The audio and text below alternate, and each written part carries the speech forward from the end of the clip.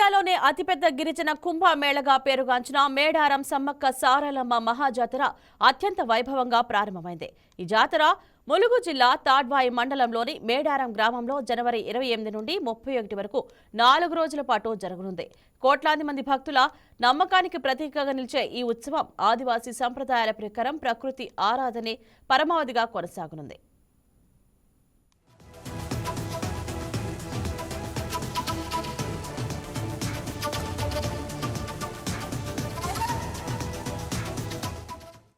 జాతరలో అత్యంత కీలకమైన మొదటి రోజు కన్నెపల్లి నుండి సారాలమ్మను గద్దెకు తీసుకొచ్చే ఘట్టం భక్తులను పరవశింపజేస్తోంది.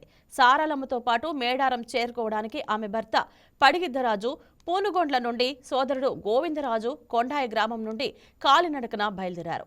ఆదివాసీ పూజారులు సుమారు 70 కిలోమీటర్ల మేర అటవీ మార్గాల్లో ప్రయాణించి వారి ప్రతిరూపాలను మోసుకుంటూ మేడారం చేరుకోవడం ఒక ఆధ్యాత్మిక సాహసంగా నిలుస్తోంది.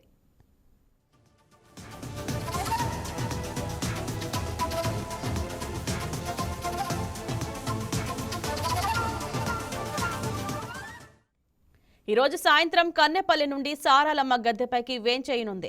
పడిగద్దరాజు గోవిందరాజు కూడా గద్దెలపై ప్రతిష్ఠించబడటంతో జాతరలో ప్రధాన ఘట్టాలు మొదలవుతాయి. ఈ కార్యక్రమానికి రాష్ట్ర మంత్రులు సీతక్క, కొండా సురేఖ, జిల్లా కలెక్టర్ అధికారిక లాంఛనాలతో వనదేవతలకు ఘన స్వాగతం పలకనున్నారు. ముఖ్యంగా గిరిజన సంస్కృతి ప్రతిబింబించేలా డప్పు వాయిద్యాలు, కోలాటాలు మధ్య దేవతలను గద్దెలపైకి ఆహ్వానిస్తారు.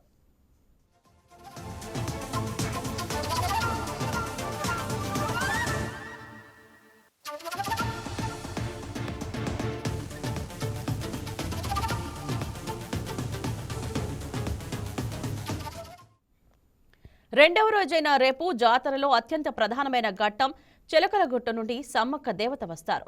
కుంకుమ భరణి రూపంలో ఉన్న సమ్మక్కను పూజారులు తీసుకువచ్చే సమయంలో భక్తులు తమ మొక్కులను సమర్పించుకుంటారు. గద్దపైకి సమ్మక్క రాగానే భక్తజనం గోవింద సమ్మక్క సారక్క అంటూ చేసే నామస్మరణతో అడవి మారుమోగుతుంది. ప్రభుత్వం ఈ ఏడు రికార్డు స్థాయిలో భక్తులు వస్తారని అంచనా వేసి కట్టుదిట్టమైన ఏర్పాట్లు చేసింది.